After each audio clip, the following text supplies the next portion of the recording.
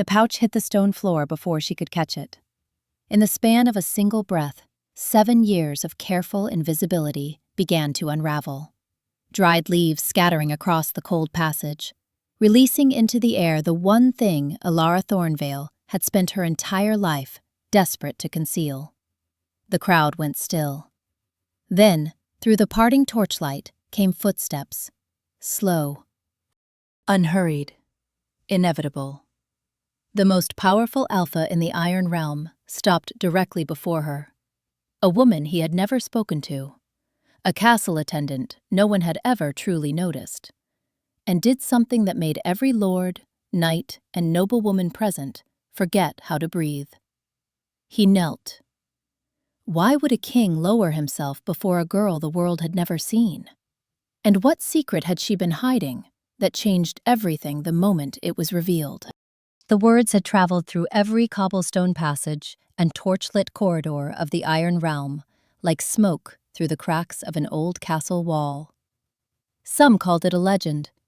Others called it an obsession, carved so deeply into one man that it had become inseparable from the man himself. But no one, not the most skeptical lord, not the most cynical knight, not even the sharpest-tongued noblewoman in the whole of the realm, dared call it untrue. Because every soul beneath the Iron Crown knew that when King Aldric Voss wanted something, he eventually found it. The only exception, in all his years of rule, was the mysterious scent that had slipped through his grasp for nearly a decade. The river Aldenmere curved gently around the southern walls of Voss Keep, and on the night of the Autumn Lantern Festival, its dark surface reflected 1,000 glowing lights, like a second sky laid flat upon the earth. The annual festival had arrived, and people from every barony and village quarter of the Iron Realm flooded into the capital. Merchants spread their wares across trestle tables, beneath strings of tallow lanterns. Wandering musicians played near the iron gate towers, their fiddles and lyres weaving into the cold night air. Noble families arrived in heavy wooden carriages, their horses' breath curling white in the autumn chill, while servants hurried through crowded pathways carrying platters of roasted meats and braided bread.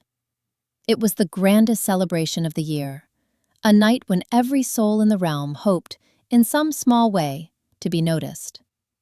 Yet among the crowds pressing through the torchlit outer ward, there was one woman who wanted the exact opposite. Elara Thornveil kept her chin low and her pace steady as she crossed the eastern courtyard of Voss Keep. Her plain wool gown, the deep gray-green of river moss, blended easily among the dozens of servants and castle attendants moving through the festival preparations. That was exactly how she preferred it. Invisible, unremarkable, forgotten. She adjusted the worn leather satchel that hung from her shoulder and slipped through a low arched doorway into the castle's inner library. The smell of aged parchment and pine resin greeted her at once. It was quieter here, safer. The stone walls muffled the distant sounds of celebration into something manageable. Elara released a slow breath and drew the heavy wooden bar across the door. Then she reached into her satchel and removed a small cloth pouch. Inside lay dried herbs she had ground and prepared the night before by candlelight. Her fingers were steady out of long practice, but her eyes were not. She measured a careful portion into a shallow earthen cup, added water she had warmed over a small brazier near the desk, and watched the dark mixture swirl in slow circles. For a moment, her own reflection appeared on the surface of the liquid. Pale skin, hair the color of turned earth, pinned loosely at the nape of her neck. Eyes that sat between gray and blue, the kind that always looked more tired than a young woman ought to look. 21 years old, and still hiding. 7 years of caution. 7 years of fear. 7 years of pretending to be someone she was not. Elara lifted the cup and drank slowly. The taste was bitter in the way of things that were necessary rather than pleasant. But within minutes, the herbs would once again conceal the scent she had spent most of her life trying to bury beneath ordinary existence. A knock struck the library door. Elara nearly knocked the cup from the table. "Elara!" A voice carried through the thick oak, cheerful and entirely too loud for the hour. Are you hiding in there again? She recognized it without needing to open the door. Marin Ashby, another castle attendant who had somehow decided over the past 2 years that she and Elara were friends. Elara set the cup aside and lifted the bar from the door. Marin stepped in, carrying an armload of rolled parchments, and immediately grinned. I knew it. I always know. She dropped the rolls onto the nearest table. Elara, tonight is the Lantern Festival. Half the realm is outside. There are fire breathers by the South Bridge. Fire breathers. Someone has to organize the festival records, Elara said, moving toward the writing desk. Marin made a noise like a distressed goose. That is not an answer. That is an excuse dressed up as an answer. She propped herself against the bookshelf. Come to at least the opening ceremony. The choir from Caldenmore is supposed to be. Crowds are not really my thing, Elara said. That is because you spend all your time between shelves. Marin gestured at the rows of bound volumes with exasperation. One of these days, I am going to physically drag you into the Great Hall. Elara smiled, and it was genuine, or at least close enough. Marin had never given her reason to be unkind. That was the problem, in a way. If Marin had known the truth, if she had understood why Elara always arrived early to any room and always stood nearest to the door, why she knew every servant's passage and back stairwell in Voss Keep, why she had never once allowed herself to sit still for very long, she would have understood. But understanding was not the same as keeping a secret, and secrets, once shared, had a way of traveling. Marin talked on, sorting parchments with one hand while gesturing with the other. Meanwhile, Elara's gaze drifted toward the narrow window that overlooked the castle's inner ward. Beyond the thick glass, warped and bubbled the way of old window panes, hundreds of lanterns swayed in the autumn breeze. Nobles and lesser lords celebrated beneath the stone archways. Beyond the curtain wall, the river shimmered in the festival light, and somewhere inside the keep itself, somewhere behind the carved oak doors of the Great Hall, was the man she had spent years carefully, deliberately, exhaustingly avoiding. Aldric Voss, King of the Iron Realm. Alpha King, the strongest wolf in the kingdom, and perhaps beyond it. A ruler whom allied lords called steady, and enemy lords called terrifying, depending on which side of a treaty they happened to be sitting. Elara had seen him a handful of times, always from a distance, always from behind a pillar, or through a doorway that allowed for quick retreat. Even so, every encounter left her with the same unsettled feeling, as though those pale gray eyes of his could somehow see through walls, through disguises, through the careful, ordinary face she had spent years constructing. A horn blast cut through the cold night air. Then a second. Marin rushed to the window. "He's here," she breathed. Excitement transformed her whole face. "The king just rode in through the north gate."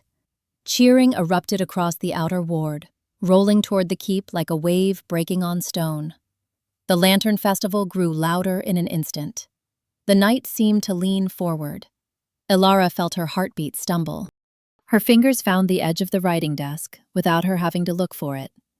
Far below, through the bubbled glass, she could see the distant glow of torches parting as the crowd surged toward the gatehouse. The Alpha King had returned from the Eastern campaign.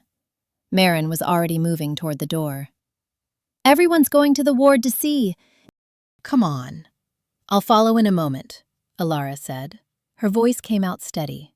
She was proud of that. Marin hesitated, then seemed to decide that a moment was enough of a concession to be going on with, and disappeared into the corridor. Elara stood perfectly still in the quiet library. The celebration outside continued to swell. Lanterns swayed, voices rose and fell, and somewhere beneath all of that noise, a cold, sharp, familiar feeling settled across her chest. The same feeling she had known so many times before, always rising in the moments just before something changed. Before a careful plan began to unravel, before the next move became necessary. She turned back to the window. Destiny, she had learned, did not announce itself politely. It simply arrived. And for the first time in a very long time, Elara Thornveil was not entirely certain she could remain invisible. Some secrets were not hidden because they were shameful. Some were hidden because they were dangerous. There is a difference, though from the outside the two can look alike. A locked door, a lowered voice, an explanation that trails off before it reaches its end. Elara had spent years learning that difference from the inside. She remained in the library long after the sound of the king's arrival had faded into the general noise of the festival. The fire in the small brazier had burned low. She fed it another piece of split pine and watched the flames catch before crossing the room and kneeling beside the far bookshelf. Behind the third row of bound chronicles, a section of dry history that no one requested and therefore no one disturbed, her fingers found a latch carved into the stone base of the shelf. It was small enough to be mistaken for a natural crack in the rock by anyone who did not already know what they were looking for. She pressed it with her thumb.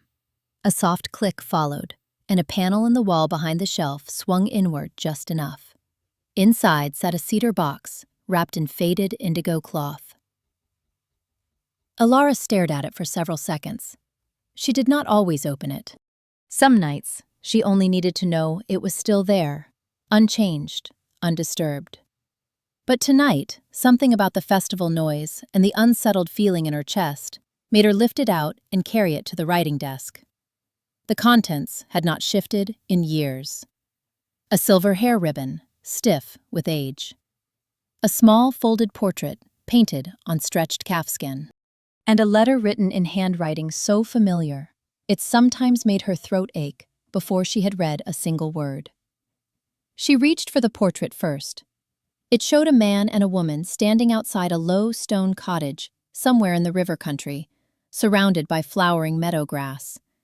Between them, a girl of perhaps 14, dark-haired, squinting pleasantly into a summer sun. The artist had been kind to all three of them. Elara remembered the afternoon it was painted, the smell of the meadow, the sound of her mother's laugh, the unself-conscious kind, the kind that knew it would not be overheard by anyone who mattered.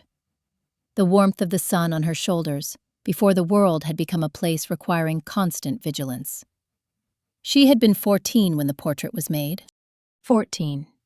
When things had still felt like a life rather than a strategy. 14. Before she had learned what she was. At first, she had not understood the change.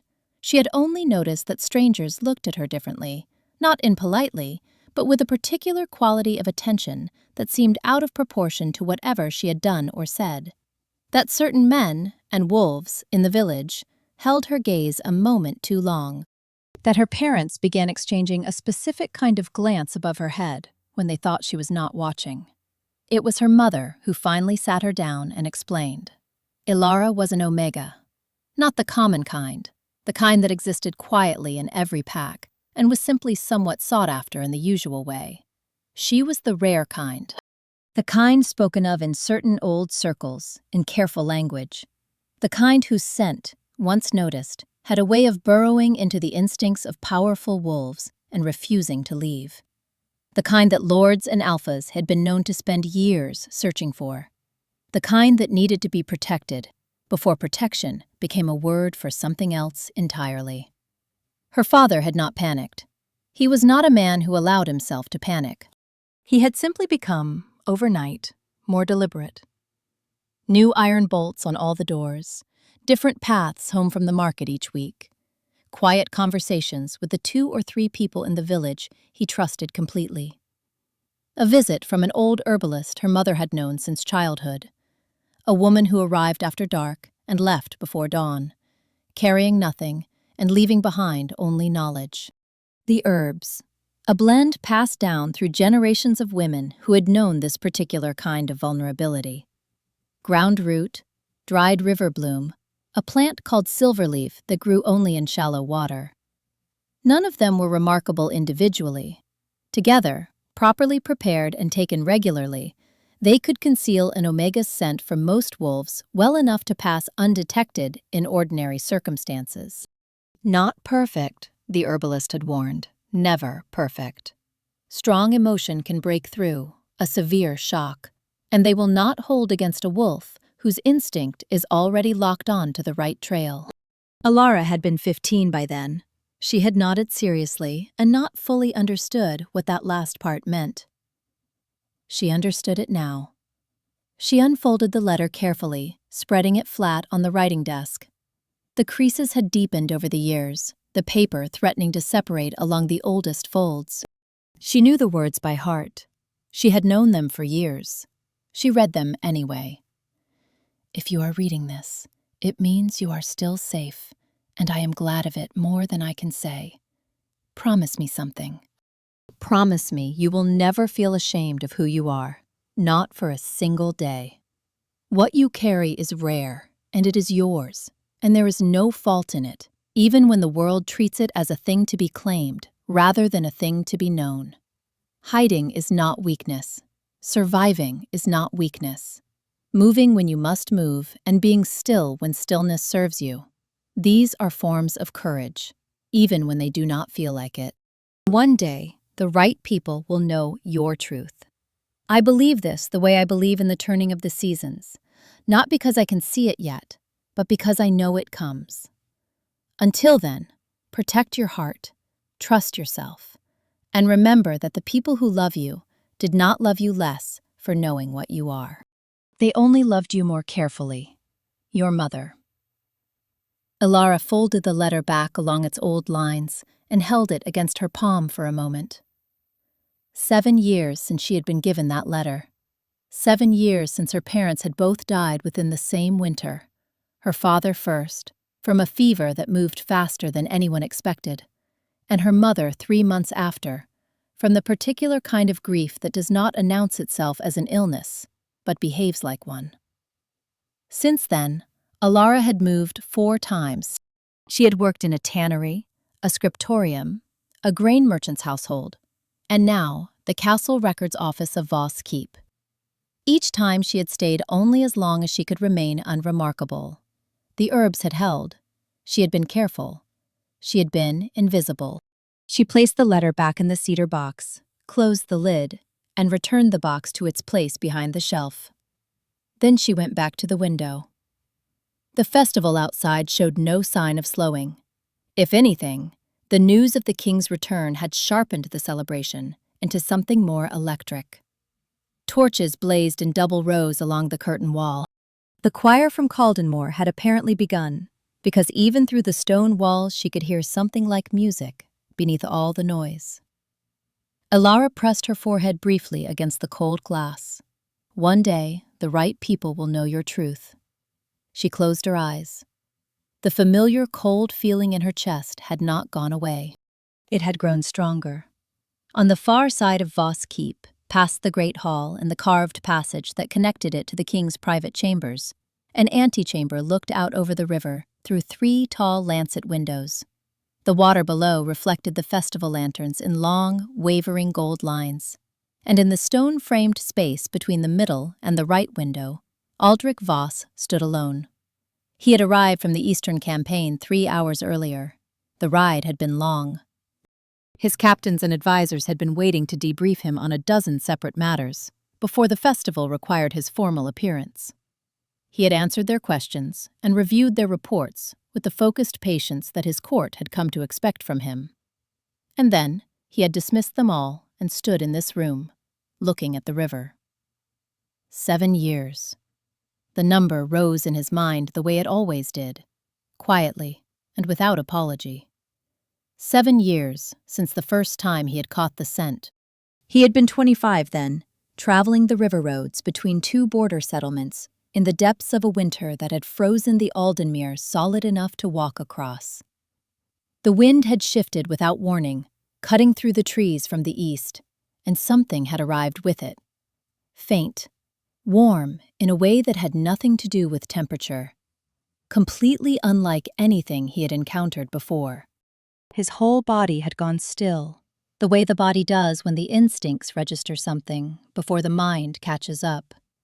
The scent had lasted perhaps 4 seconds. Then the wind changed again, and it was gone. He had stood in the frozen road for a full minute afterward, simply standing. The second time had been 7 months later, south of the river bend near the quarry settlements, 300 miles from the first encounter, which itself made no immediate sense. The third time was the following spring, in the hill country near the old stone aqueducts. Each encounter lasted only moments. Each time he arrived at where the scent had been, he found nothing but ordinary air. Most men would have dismissed it as a trick of the wind or a confused instinct. Aldric had never been able to do that. He remembered every detail of every encounter. Every location, marked on the maps he kept in his private study. Every season. Every direction the wind had been blowing. Over time, it had become something he carried without speaking of it much. Not because he was ashamed of it, but because there were very few people whose understanding of it he trusted, and far too many who would have turned it into a political calculation before he had finished the first sentence. The door to the antechamber opened. Aldric turned slightly. Edmund Greaves, his oldest and most reliably blunt adviser, entered, carrying a leather-bound ledger under one arm. Edmund had served 2 kings before Aldric, and had never once adjusted his manner of speaking to suit whoever held the crown, which was the quality that made him indispensable. "Your Majesty," Edmund said, though the title sounded, as it always did in his mouth, more like, "There you are," than anything ceremonial. He set the ledger on the table near the window and studied the king's face with the directness of long familiarity. "You look distracted." "Do I?" Aldric said. "Only when something is occupying your thoughts more than you would like it to." Edmund was quiet for a moment. "The Eastern reports are all in. Nothing that cannot wait until tomorrow morning." Aldric nodded. Edmund folded his hands behind his back. "The scent," he said, not a question. "Yes. Still. Edmund, through his nose, in the way of a man who had had this conversation before and held a complicated relationship with the subject matter. 7 years is a considerable investment of instinct in something you cannot explain. Not long enough to stop. And if she has no wish to be found? For the first time, something shifted in Aldric's expression. Not doubt, exactly, but something that acknowledged the weight of the question without dismissing it. "Then there is a reason," he said. "No one spends 7 years hiding without a reason worth understanding." Edmund looked at him for a long moment. "You always say that." "Because it has always been true." The old adviser moved to stand beside him at the window, looking out over the river and the festival lights below. The 2 men stood in companionable silence for a time. The choir from Caldenmore was audible even from here, rising and falling between the torchlit towers. "Tonight feels different," Aldric said quietly. He had not planned to say it aloud. It came out anyway. Edmund looked at him. "Different how?" Aldric could not have explained it precisely. It was like standing very near to the end of a long corridor and sensing, without being able to see, that the door at the far end was beginning to move. Not open, not yet, but something on the other side of it was shifting. The feeling had begun the moment he had ridden in through the north gate. It had been growing steadily since. "I think she is here," he said. "In the keep, tonight." Edmund stared at him. He did not say that is impossible, or after 7 years. He had known Aldric long enough to know that the king's instincts were not given to romantic invention. He said instead, "Here in the keep, or here in the capital?" "Here in the keep. Somewhere close." Edmund said nothing for a moment. Then we should go to the hall." He picked up the ledger. "Hundreds of eyes in one place. You will know faster." Aldric pushed away from the window. He straightened his shoulders, settled the heavy wool cloak across them, and moved toward the great hall. The guards at the entrance opened the doors. The noise and warmth of several hundred gathered people washed over him at once. He moved through the great hall the way he always did, calmly, acknowledging greetings without being drawn into long conversations, reading the room as his captains had trained him to read a battlefield. The festival was at its height. Noble families clustered near the long trestle tables. Lords and their wives occupied the carved chairs closest to the raised dais. Aldric spoke where protocol required it. He listened to 3 separate reports about grain route negotiations in the time it took him to cross the room. And all the while, part of his attention remained elsewhere. Searching, listening, waiting. Because for the first time in 7 years, the search did not feel like it was moving away from him. It felt like it was staying still. The Autumn Lantern Festival reached its loudest hour just as the castle bell tower struck the second watch of the evening. Music poured through every torchlit corridor. Guests moved between the Great Hall, the stone garden, and the upper walkways overlooking the river. The smell of roasted meat and mulled wine rose through the keep in warm waves. Noble families smiled with calculated warmth and spoke in sentences carefully calibrated to mean more than one thing. From a distance, the evening appeared perfect. Elara wished she could disappear from it entirely and permanently. She had remained in the library for the better part of an hour after the king's arrival, telling herself she was organizing the winter grain tallies, and not, in fact, sitting very still and waiting to feel safe again. Unfortunately, castle attendants were never permitted to avoid festival duties for long. This was a law as certain as gravity. The knock, when it came, did not even pretend to be a question. The door opened and Marin appeared, carrying a tray lined with sealed parchment letters. "There you are," Marin said, as though Elara had been missing, rather than exactly where she always was. 3 attendants have taken ill.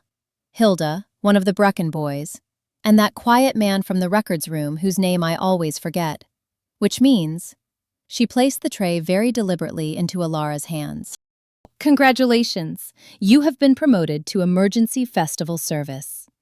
"No," Elara said. "Yes," Marin replied. "You only have to deliver invitations to the Western Passage Gallery. It takes 20 minutes. Nobody will notice one more attendant." If only that were true, Elara thought. 20 minutes later, she was walking through one of the busiest sections of Voss Keep, trying very hard to look like someone with a specific destination who did not particularly want to be stopped. Every instinct she possessed was urging her to turn around and take the long route through the servants' passages. But the invitations were time-sensitive, and the steward had been very clear about the time-sensitive part. She kept her head at a precise angle, not so low as to seem to be hiding, not so high as to invite eye contact, and moved through the crowd with the particular invisibility of someone who looked exactly as though they belonged there and had somewhere to be. The Western Passage Gallery was 2 turns ahead. She could see the carved stone arch that marked the entrance. She had almost reached it when the boy came around the corner. He could not have been older than 8 or 9, with the helpless abandon of a child who had entirely forgotten there were other people in the world. He was chasing a companion she never saw, and he came around the corner at full speed and collided directly into her without any warning at all. "Oh!" The tray left her hands. Sealed invitation parchments scattered across the stone floor in every direction. The boy skidded to a stop, and his laughter cut off immediately. "I am sorry," he blurted, his face cycling rapidly between guilt and the evaluation of how much trouble this would mean. "I did not see you. I swear, I did not."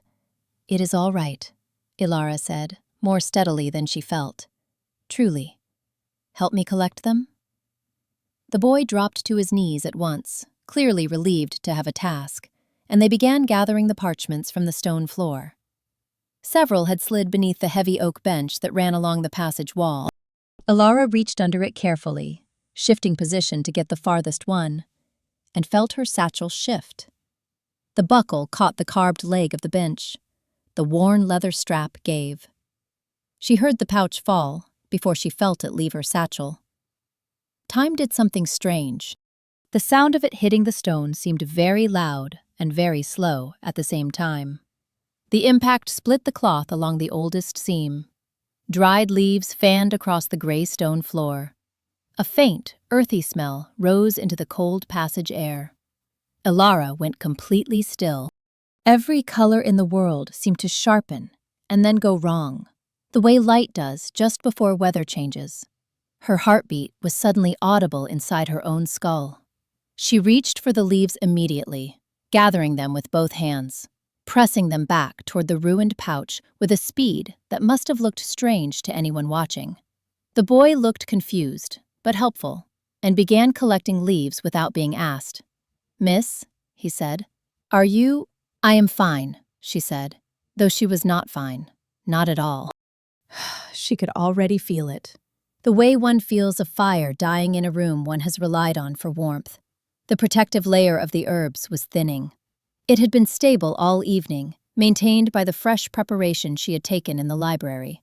But too much had been lost to the air, too much scattered. The mixture required a certain threshold to function, and that threshold was receding by the minute. She needed to be somewhere private. She needed to prepare a replacement immediately. She gathered the last of the leaves into her palm, stuffed them back into the torn pouch, and stood. "There." She kept her voice even. "No harm done. Thank you for your help." The boy nodded, looking uncertain, and retreated back the way he had come. Elara turned toward the nearest servants' passage entrance. "You there." The voice came from the direction of the gallery entrance.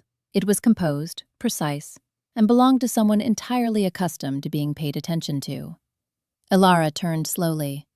Lady Cecily Ravenmore stood at the arch of the western passage gallery, flanked by two young women who were clearly attendants of her own. Lady Cecily was perhaps 40, with iron-gray hair coiled severely at the back of her head, and the kind of face that had begun elegant and had become, over the years, simply formidable. She was the highest-ranking noblewoman in the keep, and was known throughout the Iron Realm for noticing things that other people believed they had successfully concealed. She was looking directly at Elara. "What," Lady Cecily said, "is that smell?" The stomach does a specific thing when a carefully constructed life begins to unravel. It contracts. It drops. It produces a cold certainty that is nothing like fear that contains everything fear is made of. Elara experienced this feeling with great clarity as Lady Cecily crossed the passage toward her. "The herbs," Lady Cecily said. She was not asking. She gestured toward the ruined pouch in Elara's hand. "Those herbs, I recognize them. Or rather, I recognize what they are doing." Several guests who had been passing through the gallery had slowed. Conversation in the immediate area had developed the specific quality of people who have decided they are not eavesdropping, but have also not moved along. "It is only a personal remedy," Elara said. She kept her voice measured, untroubled. A woman with nothing to hide, discussing something boring.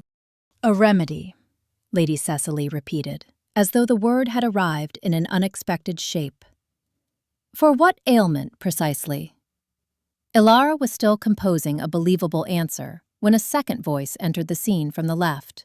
Younger, male, belonging to a nobleman in a good wool doublet, who had apparently been near enough to observe the whole event with interest. "Those are scent herbs, are they not?" He stepped forward, examining the leaves Elara still held, with the manner of someone who has come across a curiosity he is quite pleased to understand. "My uncle's household keeps something similar for travel. Masks the smell of large groups moving through territories." "Not those," Lady Cecily said. Her eyes had not left Elara's face. "Those are not standard travel herbs. Look at the color of the leaf base. And the smell. It is too concentrated. These are mixed for something more specific." More guests had gathered now. It happened with the speed particular to festival crowds, who have briefly run out of entertainment. A knot of perhaps 20 people had formed in the passage, held together by curiosity. "I should return to my duties," Elara said, shifting the tray of recovered invitations to her other arm and beginning to move. Lady Cecily did not physically block her path. She simply positioned herself with the serene confidence of a woman who has never needed to physically block anyone's path in her life, because she has never needed to resort to anything so crude. "Why the urgency?" Lady Cecily asked. "If it is merely a remedy, there is nothing to discuss and nothing to hide." Elara said nothing.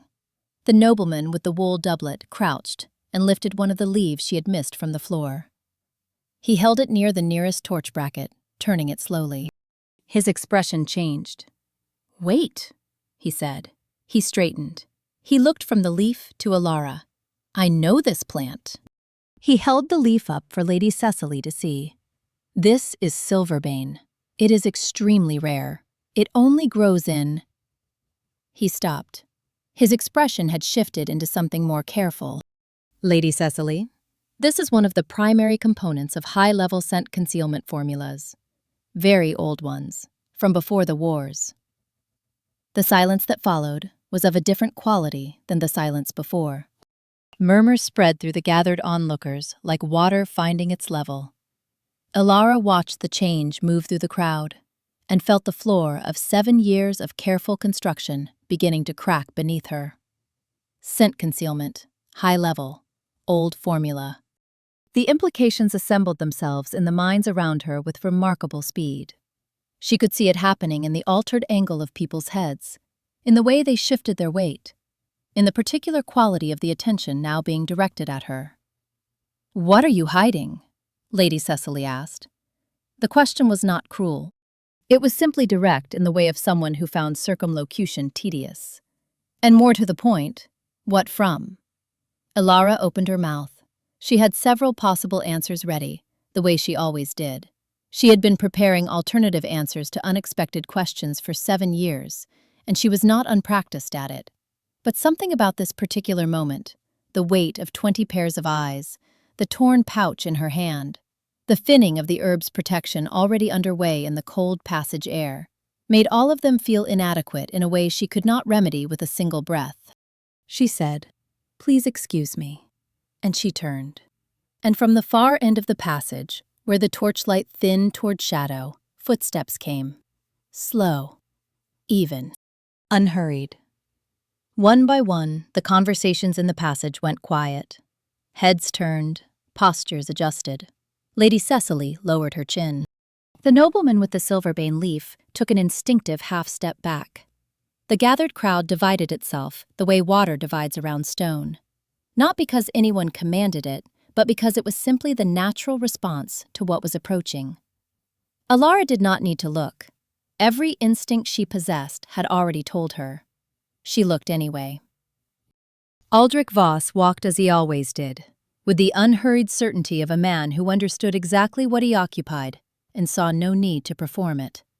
He was tall, broad-shouldered in the way of men who had not merely trained for it, but had lived it, wearing a dark wool surcoat over a plain linen shirt, a traveling cloak still on his shoulders from the road. His hair was dark, slightly disordered from the ride. His eyes, that particular pale gray that everyone who had stood before him remembered afterward, moved across the gathered crowd with calm efficiency. He took in the scattered parchment invitations, the torn pouch, the ring of curious onlookers. Lady Cecily, who was already turning to greet him with a correctly inclined head. The nobleman, still holding the silverbane leaf, with the expression of someone suddenly regretting the impulse that had led him to pick it up. And then his gaze reached Elara, and it stopped. Edmund Greaves appeared 3 paces behind him, which was Edmund's customary position in uncertain situations. Close enough to observe everything, far enough to maintain the pretense that the king had simply wandered in unaccompanied. "Your Majesty," Lady Cecily said, "this attendant was found carrying high-level scent concealment herbs. We were—" "I know what they are," Aldric said. The simplicity of it dropped through the crowd like a stone through still water. Elara stared at the floor. She was aware that staring at the floor was not the ideal strategy for a person wishing to appear as though they had nothing interesting to conceal. But looking up was not something she could currently make herself do. He took 1 step forward. The crowd retreated another yard, without anyone consciously deciding to. Elara Thornveil. She heard her own name in a voice she had never been directly addressed by, and felt something very strange happen in her chest. Not fear, not quite. Something adjacent to it that she had no immediate category for. She looked up. Gray eyes met gray-blue ones across perhaps 4 feet of torchlit passage. Neither of them moved. Later, Elara would not be able to say how long that moment lasted. She was aware that the passage was completely silent, that Edmund Greaves had stopped walking, that Lady Cecily was observing, with the sharpened attention of someone cataloging events for future reference. She was aware of all of that in the distant way of things that are happening in a room one is only partially present in. What she was wholly present for was the particular quality of Aldric's gaze. It was not the way people usually looked at her when they suspected something. There was no hunger in it, no calculation, no performance of indifference. It was simply direct, as though he had been waiting long enough that anything other than directness would have been a waste of the arrival. "How do you know my name?" she asked. The question escaped before she had decided to ask it. Something shifted in his expression. Not quite a smile. Something quieter. "I know many things."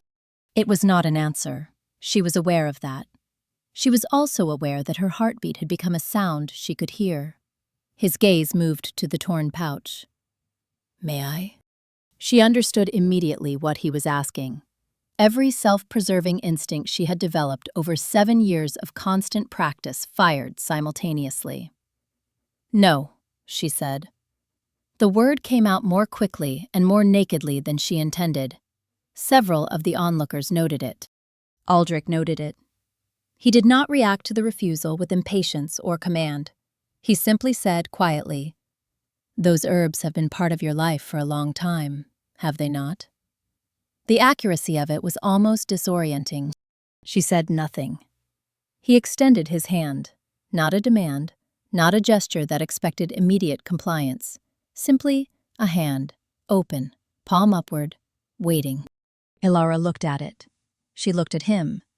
She looked at the torn pouch in her own hand, at the herbs she had already lost, at the concealment already thinning, at 7 years of careful work already unraveling at the seams.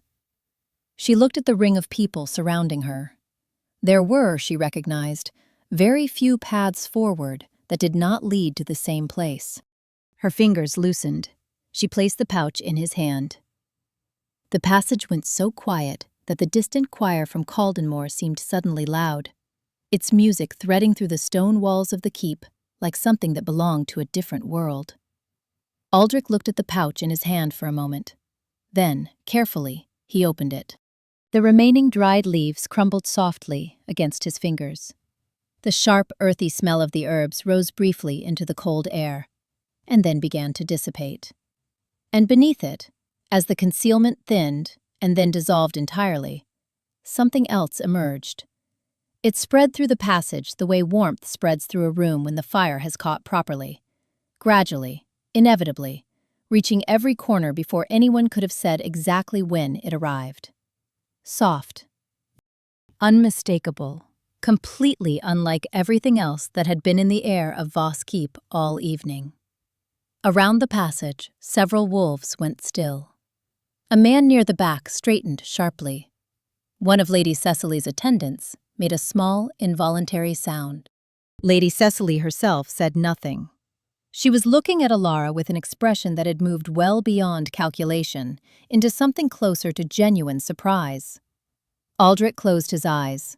7 years of memory arrived at once.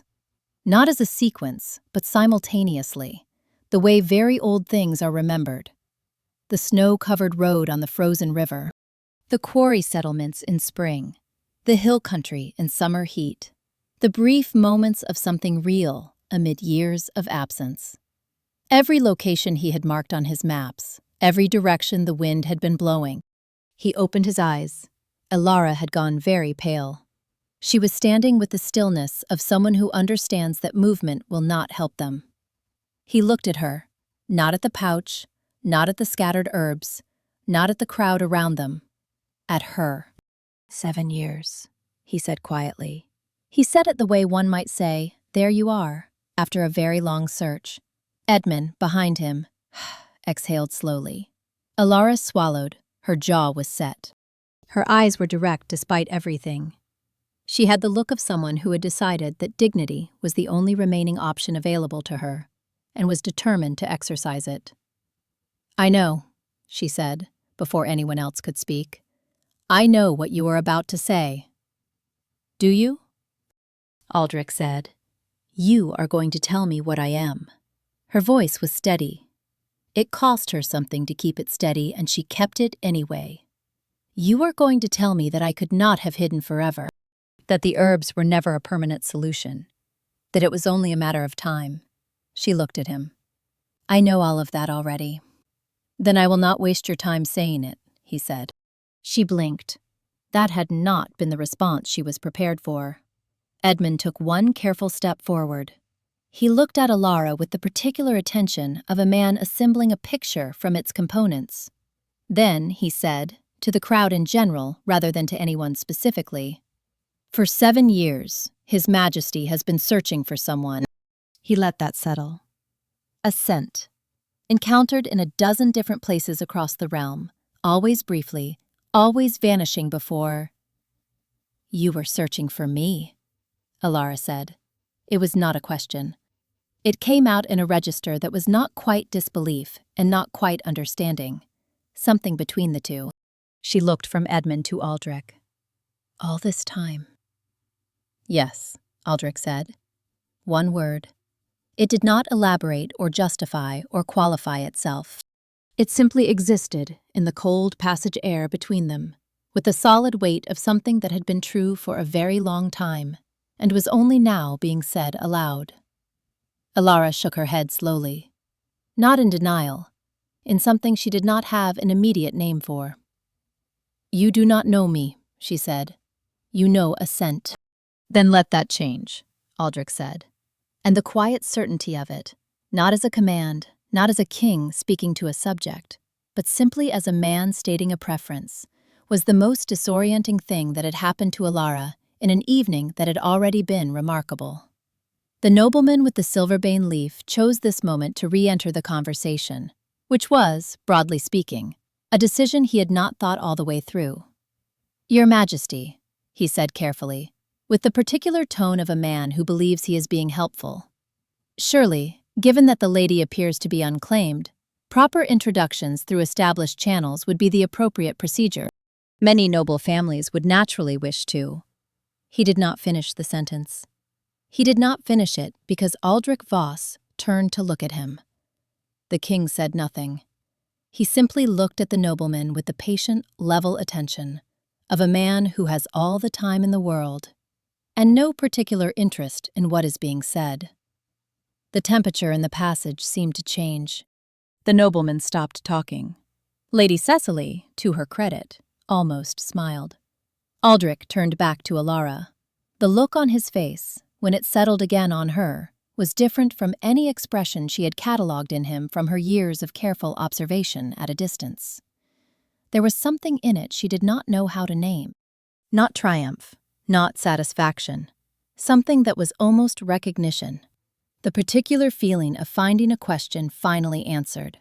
She was still trying to catalogue it when Edmund Greaves said quietly, and perhaps more to himself than anyone else, "She has been inside the keep this whole time." "Yes," Aldric said. "For how long?" He looked at Elara. 2 years, she said, because lying about it seemed pointless now. "I have been in the records office for 2 years." Edmund closed his eyes briefly. The crowd in the passage had grown. News moved through Voss Keep on festival nights with the speed of fire finding dry wood, and word of the unusual scene in the western passage had already reached the great hall, the stone garden, and 3 separate antechambers. Lords and knights and castle servants alike had found reasons to be in the vicinity of the western passage gallery. The corridor was now lined 2 deep on each side. Nobody had told them to come. Nobody had needed to. Aldric looked at Elara, and at the dozens of faces surrounding them, and at the way the torchlight was making Alara's face look. Not frightened exactly, but composed in the specific way of someone who has decided that composure is the only thing they have left to give. "I never wanted this," she said. Her voice was barely above a whisper, but in the silence of the passage it carried. "Tell me what you mean by that," Aldric said. She laughed. and there was no humor in it, only the kind of sound that escapes when something long compressed is given the smallest opening. "People change," she said, "when they know what I am. I have seen it happen." She looked at the faces around her, curious, startled, calculating, a few openly fascinated. The way they look at you shifts. You stop being a person and become a possibility, a prize, a solution to some problem they have been thinking about. She looked back at him. My parents understood that. They spent years making certain no one would look at me that way. Edmund had gone very still. Lady Cecily looked, for the first time that evening, as though she might feel something. "After they were gone," Elara continued, "hiding was all I knew. So I did it. I moved where I needed to move. I stayed as long as I safely could. And then I moved again." She looked at the torn pouch, now empty, now useless in Aldric's hand. "I was good at it. For a long time, I was very good at it." Aldric said nothing. He was watching her with an attention that was not predatory and not absent. Something between. Something focused in a way she found harder to bear than either of the extremes. "She has been here 2 years, Edmund said, very quietly. 2 years in the keep, and the herbs were effective enough that even you—" "Nearly effective enough," Aldrich said. "I thought I might have sensed something last winter. I dismissed it." He looked at Elara. "That was an error." 12 months, Edmund said, half to himself. He shook his head. Elara frowned. "What does that mean?" Edmund looked at her with the steady directness of a man who has decided the moment for circumlocution is long past. "For 7 years, Your Majesty searched. Not obsessively, functionally. It was simply something he continued. And for at least one of those years, the answer was in the same building." He paused. "You have been carrying a very large secret in a very small space." "I know that," she said. "I imagine you do," Edmund said, and his voice had something in it that was not unkind. "I imagine it was not comfortable." She said nothing, because no, it had not been comfortable. It had been exhausting in the quiet, grinding way of things that do not announce themselves as exhausting, because they are simply the fabric of every day. Aldrich had moved. Not closer, exactly, but in a way that had reduced the formality of the distance between them by some degree. He was looking at her with an expression she could not fully decode, and had stopped trying to. "You said your parents spent years protecting you," he said. "What happened to them?" She did not answer immediately. "They died," she said finally. 7 years ago, within the same winter." The passage was completely silent. "And since then," Aldrich said, "you have been alone with this." She did not answer that either, but the answer was apparent enough. Something happened in Aldrich's expression. Not pity. She would have known what to do with pity, would have known how to hold it at arm's length, the way she had held other people's concern at arm's length her whole adult life. This was different. It was the look of someone who has just understood the full shape of something for the first time and found it larger than expected. "You have been carrying this alone for 7 years, he said. "I have been managing fine," she said, because she had, technically, been managing. Moving and hiding and preparing herbs and managing. "I know you have," he said. "That is not in question." He looked at her steadily. "But managing alone is not the only available option." The news had spread well beyond the passage now. People stood 3 deep in the gallery above, leaning over the carved stone balustrade to see. Lords and knights who had no business being in the western quarter of the keep had discovered business there nonetheless.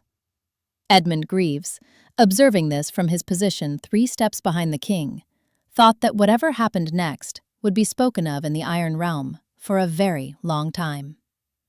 The nobleman with the silverbane leaf had retreated to a tactful distance. Lady Cecily Ravenmore had not retreated at all. She stood near the wall, with the stillness of someone watching events that were worth watching. Elara stood in the middle of it, surrounded by stone and torchlight and several hundred people she did not know, with the ruins of 7 years of careful concealment scattered across the floor around her. She had spent her whole adult life constructing distance between herself and moments exactly like this one. The strange thing was, she had not stepped backward. Not once. Not even when the instinct to do so had been very strong. She did not know entirely why. Aldric Voss looked at her for a long moment, and then he did something that made Edmund Greaves visibly reconsider everything he had understood about the king's planned behavior for the evening. He stepped forward, past the onlookers, past Lady Cecily, past the scattered herbs and the torn pouch and the invitations still lying undelivered on the floor. He walked until there was nothing between himself and Elara but a few feet of cold passage air. And then, in front of every lord and knight and servant and noblewoman and castle attendant present, Aldric Voss, King of the Iron Realm, Alpha King, the most powerful wolf in the kingdom, lowered himself onto one knee. The sound that went through the crowd was not quite a gasp and not quite silence. It was something between the two, a collective exhale of genuine shock. Edmund closed his eyes for exactly 1 second. Lady Cecily's hand moved, involuntarily, to her throat. Kings did not kneel. Not in public. Not before castle attendants. Not for anything short of sacred ritual or catastrophic injury. This was simply known. It was a part of the architecture of the world, as reliable as the stone walls of the keep. Aldric remained exactly where he was, looking up at Elara with the calm certainty of a man who has considered this and found no reason to do otherwise. "Your Majesty," someone said, from somewhere in the crowd. The voice trailed off. Aldric did not look toward it. He looked at Elara, who was staring at him with an expression she was visibly and entirely failing to control. "What are you doing?" she managed. "Making a choice," he said. Her heart did something it had not done in years. He continued before she could find any of the things she had been about to say. "For 7 years I searched for answers, without knowing your name. I chased a scent across the length of this realm, without knowing the person it belonged to." His voice was steady. It was not a public speech. It was simply said quietly enough that every person in the passage could hear it. "Tonight I learned your name. I learned your story. And I learned that while I spent those years searching, you were spending them alone, carrying something no one should have been asked to carry without help." Elara's throat tightened. She could not speak. He rose slowly to his feet. They were standing very close now, close enough that she could not look away from him without making the act of looking away itself a statement. "You believed that invisibility was the safest way to live," he said. "And perhaps for a long time it was. But you should never have had to make that calculation alone." He looked at her with that same steady directness. "You will not have to make it alone anymore." He turned slightly, enough to let the words carry to the crowd without raising his voice. "No one in this realm will make her disappear again." It was not a threat. It was simply information being shared. But the way he said it made the distinction feel almost irrelevant. The passage was completely silent. Edmund, who had seen this king make difficult decisions for many years, thought privately that this was the most certain he had ever seen him. Lady Cecily Ravenmore folded her hands in front of her and looked at the floor for a moment. When she looked up again, there was something different in her expression, a sort of recalibration. The look of someone who has been very confident about what kind of evening this was going to be and has revised that opinion entirely. Elara looked at the crowd, at the dozens of faces that had been, only minutes ago, a source of fear. The unknown quantity, the threat she had spent her life positioning herself to outrun. They looked different now, not because they had changed, because something in the weight she was carrying had shifted. She looked back at Aldric. He extended his hand. Open. Waiting. She looked at it for a long time. She thought about 7 years. She thought about the cedar box behind the shelf. She thought about her mother's letter, the handwriting she had memorized without meaning to. the words she had read hundreds of times. One day, the right people will know your truth. Until then, protect your heart and trust yourself. She thought, until then. She thought about what came after until then. She placed her hand in his. Warmth moved through her chest. Not the dramatic kind she would have expected from a moment this size, but something quieter and more fundamental.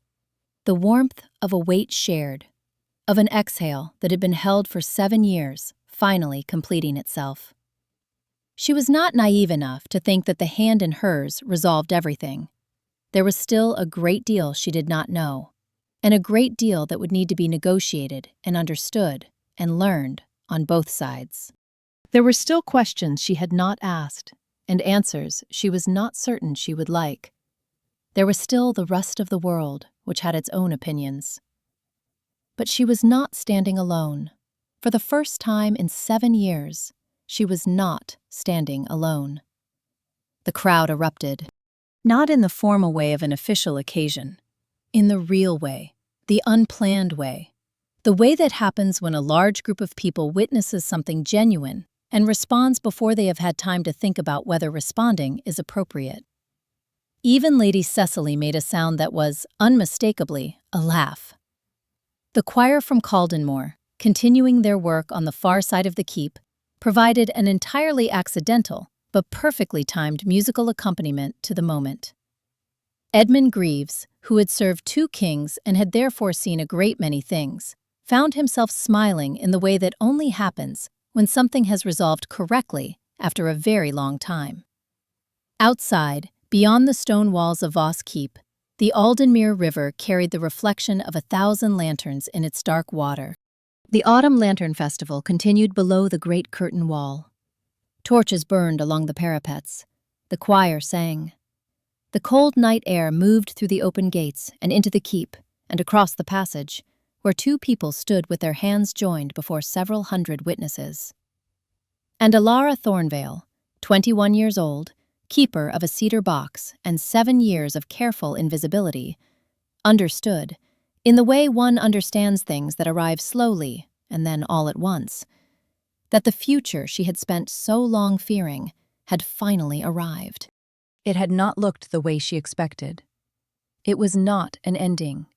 It was, if she was being precise about it, something very much like the opposite. She had spent 7 years learning how to disappear.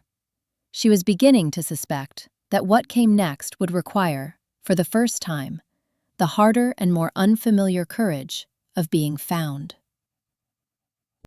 For 7 years, Elara Thornveil did not run from danger. She ran from being known. There is a difference, and it is a difference most of us understand more deeply than we would like to admit. She hid not because she was weak, but because the world had taught her that being seen came with a cost, that her truth, once spoken, would stop belonging to her. So she made herself small. She made herself invisible. She moved through life like a shadow, present but untouchable, safe but utterly alone. And yet, the very thing she feared most became the thing that finally set her free. Sometimes the people who have hidden the longest are not hiding from others. They are hiding from the possibility that someone might actually stay. Elara's story is not just a fantasy. It is every person who has ever wondered whether being truly known, all of it, the sharp edges and the quiet fears, could ever be met with something other than loss. The answer, it turns out, was always yes.